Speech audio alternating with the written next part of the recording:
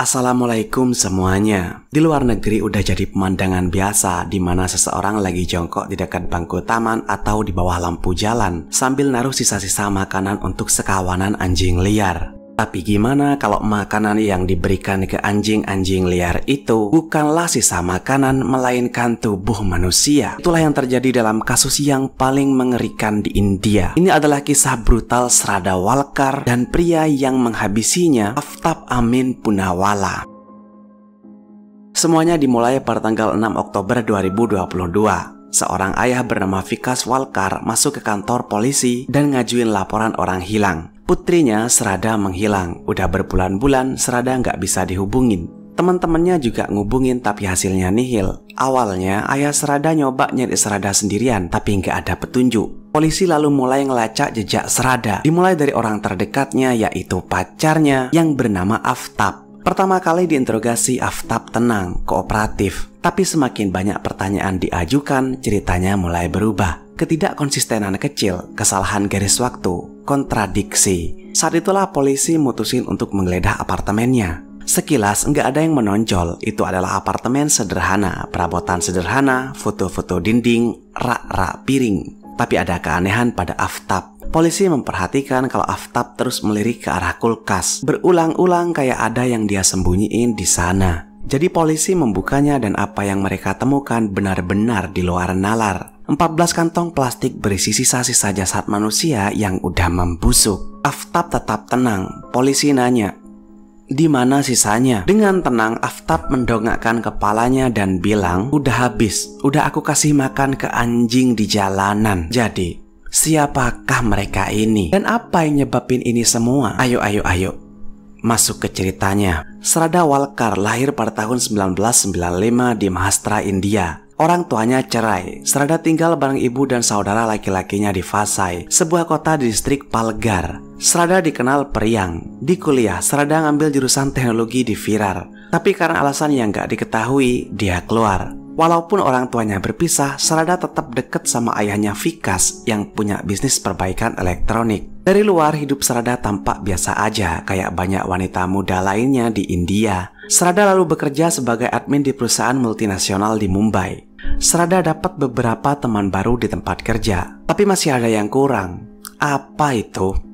Pasangan. Suatu hari temennya ngeliat Shraddha lagi scroll TikTok pas makan siang. "Kenapa kamu nggak nyoba aplikasi kencan aja daripada cuman scroll-scroll nggak jelas?" Awalnya Shraddha ragu-ragu, tapi akhirnya Shraddha mendownload aplikasi Bumble, aplikasi untuk kencan. Awalnya Shraddha hanya lihat-lihat aja, lanjut ngobrol, tapi obrolannya garing, nggak ada gairah. Sampai suatu hari di tahun 2018, dia kenalan sama pria usia 30 tahun bernama Aftab Amin Poonawalla. Kenalannya lewat aplikasi Bumble itu ya. Mereka berdua berasal dari Vasai dan anehnya keduanya punya latar belakang dalam jurusan teknologi kayak udah ditakdirin. Mereka bahkan bekerja di satu kantor yang sama. Shraddha percaya kalau dua jalan terus bersilangan kayak gini, mungkin ada sesuatu ilahiyah yang terjadi. Mereka cepat deket dan gak lama kemudian mereka menjalin hubungan. Pada tahun 2019, Shraddha bikin keputusan besar. Dia pindah dari rumah keluarganya untuk tinggal bareng Aftab. Keluarganya gak setuju dengan hal itu, mereka juga sangat marah. Shraddha adalah putri satu-satunya dan mereka punya impian untuknya. Mimpi yang gak menyertakan hidup dengan pria yang gak dipercayai, terutama dalam hubungan beda agama. Shraddha beragama Hindu sementara Aftab beragama Islam.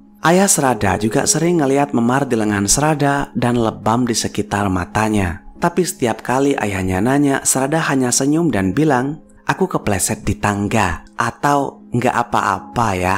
Ayah Shraddha yakin Aftab memanipulasi putrinya, memaksanya untuk bohong, menjauhkannya dari keluarganya, bahkan menyakitinya. Dan meski nggak ada laporan polisi resmi yang diajukan saat itu, pas Shraddha dan Aftab tinggal bareng, tetangga sering dengar pertengkaran antara Shraddha dan Aftab. Pertengkaran keras, saling lempar barang, terutama kalau menyangkut uang. Tapi Aftab menceritakan kisah yang berbeda. Aftab bilang kalau semuanya damai pada awalnya. Bahkan hubungan mereka romantis banget sampai Shraddha mulai ngangkat topik yang gak ingin Aftab jalanin, yaitu pernikahan. Serada saat itu berusia 25 tahun. Dia butuh kejelasan, rumah sendiri, masa depan, dan anak. Tapi setiap kali Serada mengungkitnya, Aftab mengelak. Aftab selalu bilang kalau dia ini belum siap. Serada terus mendesak, dan ketegangan di antara mereka mulai meningkat. Keluarganya, terutama orang tua Serada, sangat menentang keinginan menikah Serada. Bukan hanya karena agama, bagi mereka Aftab adalah orang asing. Seorang pria yang Serada temui lewat aplikasi. Seorang pria yang di mata mereka telah menarik putri mereka dan mengubahnya. Pada tahun 2022, Serada dan Aftab bikin keputusan besar lainnya untuk pindah ke Delhi. Mereka percaya kalau kota yang lebih besar akan ngasih mereka lebih banyak peluang, khususnya bagi Aftab yang pengen nekunin pembuatan konten dan vlog makanan. Pada tanggal 15 Mei 2022, mereka pindah ke sebuah apartemen sewaan di Delhi Selatan. Pindahan itu dilakuin diam-diam dan rahasia. Mereka nggak ngasih tahu ayah Serada. Hanya 3 hari setelah pindah ke apartemen baru itu, segalanya menjadi kacau.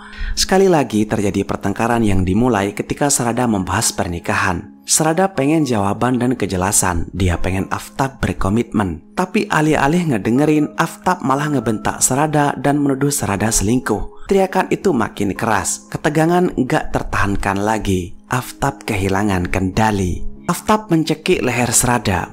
Nggak ada senjata. Hanya dalam hitungan menit, Serada udah meninggal. Tapi setelah Serada tergeletak di lantai, Aftab panik. Dia mondar-mandir di ruangan itu. Pikirannya kacau. Lalu sebuah kenangan mengerikan muncul di pikiran Aftab. Kata-kata yang dia teriakkan dulu ketika mereka bertengkar, yaitu aku akan membunuhmu dan memotong-motong tubuhmu. Jadi malam itu Aftab keluar dengan tenang. Dia beli sebuah palu, 2 pisau, dan sebuah skop. Setelah di apartemen, Aftab memotong-motong tubuh Serada menjadi 35 bagian.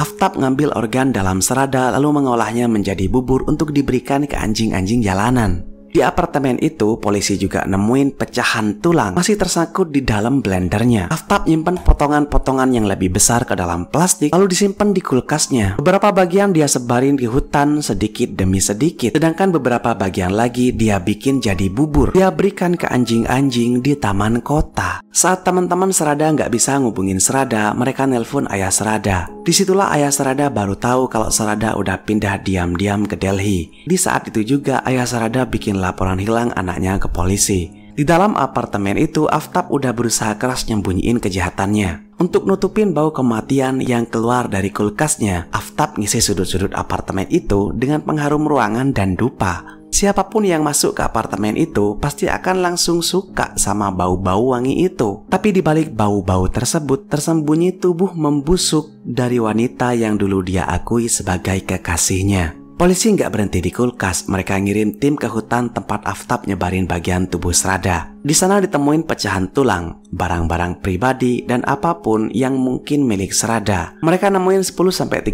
tulang yang udah rusak, lapuk tersembunyi di bawah dedaunan. Kembali di apartemen, polisi nemuin noda darah di dapur, kemungkinan besar akibat pemotongan tubuh. Sampel darah itu dikirim untuk tes DNA dan hasilnya jelas. Darah itu cocok dengan ayah dan kakak laki-laki Serada. Meskipun Aftab ngakuin perbuatannya, polisi nggak mau percaya gitu aja. Polisi tahu bahwa sebaiknya mereka nggak mempercayai ingatan seorang pembunuh. Lalu muncullah bukti digital. Pada tanggal 31 Mei, tim forensik nemuin obrolan Instagram lama. Pesan yang dikirim setelah kematian Serada dari akunnya. Dan itu berarti satu hal. Seseorang berpura-pura jadi Serada. Mereka melacak alamat IP ponsel itu dan itu mengarah ke HP Aftab. Itu aja sebenarnya udah cukup untuk memperberat hukuman Aftab. Tapi itu bahkan bukan terobosan terbesar. Bukti sesungguhnya datang ketika polisi nemuin transaksi perbankan per tanggal 1 Juni. 4 hari setelah Aftab mengklaim Serada masih hidup lewat akun Instagramnya. Ada transfer sebesar Rp54.000 dari rekening Serada ke Aftab. Waktunya, jumlahnya, lokasinya, semuanya menghubungkan Aftab dengan kematian Serada. Sekarang yang tersisa hanyalah pertanyaan, kenapa Aftab ngelakuin itu? Kenapa harus membunuhnya? Dan kok bisa Aftab ini tega memotong-motong tubuh Serada, mencincang-cincang tubuhnya untuk diberikan ke anjing jalanan? Saat kasus ini muncul ke publik, para jurnalis mulai menggali lebih dalam. Beberapa orang melacak tetangga yang diduga mendengar pertengkaran. Salah satu tetangga memberikan kesaksian kalau di hari kejadian keduanya berdebat tentang perabotan rumah tangga yang masih harus dibeli. Perdebatan pun memanas. Aftab berteriak karena Serada nggak mempercayainya kalau Serada mempertanyakan komitmennya. Dan di saat itu pertengkaran tiba-tiba hening. Selesai. Beberapa wartawan mengungkap pencarian di HP Aftab, di mana sebelum pembunuhan Aftab ini melakukan pencarian gimana caranya membuang mayat, cara bersihin darah, dan gimana caranya bikin alibi yang sempurna. Bahkan polisi udah nemuin bukti-bukti kuat kalau Aftab ini udah beli pisau, skop, dan palu 1 hari sebelum pembunuhan. Polisi juga meriksa akun Bumble milik Aftab dengan harapan bisa ngelacak siapa aja yang mungkin dihubunginya setelah pembunuhan itu, atau chat di masa lalu. Kalau aja si Aftab ini pernah terlibat dalam kejahatan serupa. Tapi sejauh ini polisi nggak dapat apa-apa. Ada satu hal lagi, sebelum kerja di kantor yang sama dengan Serada, Aftab udah pernah pelatihan sebagai koki. Dan hal itu bikin polisi sedikit merinding karena Aftab bisa menjelaskan dengan teliti cara dia memotong tubuh Serada dengan metodis dan penggilingan organ-organ. Itu bukan datang dari amarah, sudah dihitung sepenuhnya. Bahkan pemilik apartemen pun menyadari hal yang aneh. Di bulan itu, tagihan air melonjak jauh lebih tinggi dari biasanya. Setelah dicek, tagihan itu berasal dari apartemen Aftab. Polisi yakin bahwa Aftab telah dengan teliti membersihkan lokasi pembunuhan, mencuci darah dari lantai, dinding, dan peralatannya. Polisi juga nemuin 5 pisau yang digunakan untuk memotong tubuh Serada. Menggunakan lebih dari 50 kesaksian saksi dan ahli, polisi Delhi menyusun lembar dakwaan setebal 6.000 halaman. Pada 22 November 2022, persidangan dimulai. Semua orang menunggu untuk dengar apa pernyataan Aftab. Aftab berdiri di depan hakim dan menyatakan bahwa pembunuhan itu nggak direncanain terlebih dahulu. Hanya pertengkaran kelewat batas, pertengkaran yang tiba-tiba dan berubah panas katanya. Lalu tim jaksa bikin gebrakan. Jaksa bilang kalau keluarga Aftab sendiri akan bersaksi di pengadilan untuk ngelawan Aftab. Ternyata Serada ini udah beberapa kali ngubungin ibu Aftab. Serada sering minta bantuan, memohon, bahkan nyeritain tentang pelecehan yang dialaminya. Serada mengatakan kalau Serada takut tapi nggak ada seorang pun yang bisa menolongnya. Di persidangan itu juga terungkap bahwa pada tahun 2020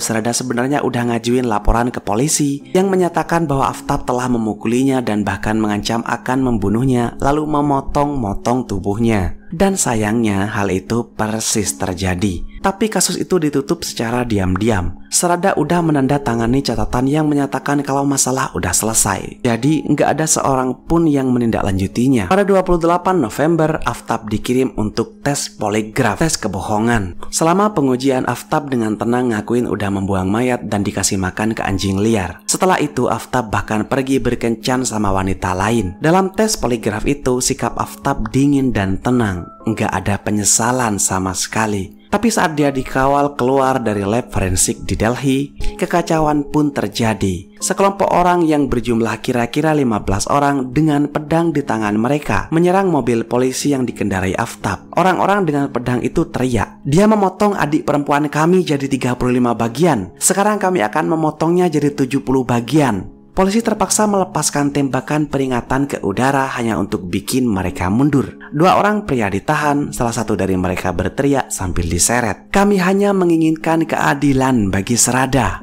Besoknya, Aftab minta perlindungan lebih. Aftab takut dan diberi pengawasan ketat. Kasus ini tersebar luas di media. Orang-orang gak hanya marah sama Aftab, mereka juga marah sama polisi karena menutup pengaduan pelecehan Serada per tahun 2020. Mereka juga marah ke pemilik apartemen karena membiarkan pasangan yang gak menikah tinggal bersama tanpa pertanyaan. Sampai saat ini hukuman Aftab masih belum final. Pengadilan masih mendengarkan kesaksian saksi, meninjau bukti digital, dan mempersiapkan argumen akhir. Keluarga Serada, terutama ayahnya, menginginkan hukuman mati, hukuman maksimum berdasarkan hukum India. Tapi sebelum itu terjadi, ayah Serada meninggal pada tanggal 9 Februari 2025 akibat serangan jantung di Vasai. Ayah Serada meninggal tanpa pernah melihat keadilan sepenuhnya ditegakkan untuk putrinya. Tapi sebelum kematiannya, pada tahun 2024, ayah Serada menciptakan sesuatu yang abadi yang akan membuat namanya selalu dikenang. Ayah Serada mendirikan sebuah yayasan yang berfokus pada keselamatan perempuan, menyediakan bantuan hukum gratis bagi keluarga kurang mampu yang mencari keadilan.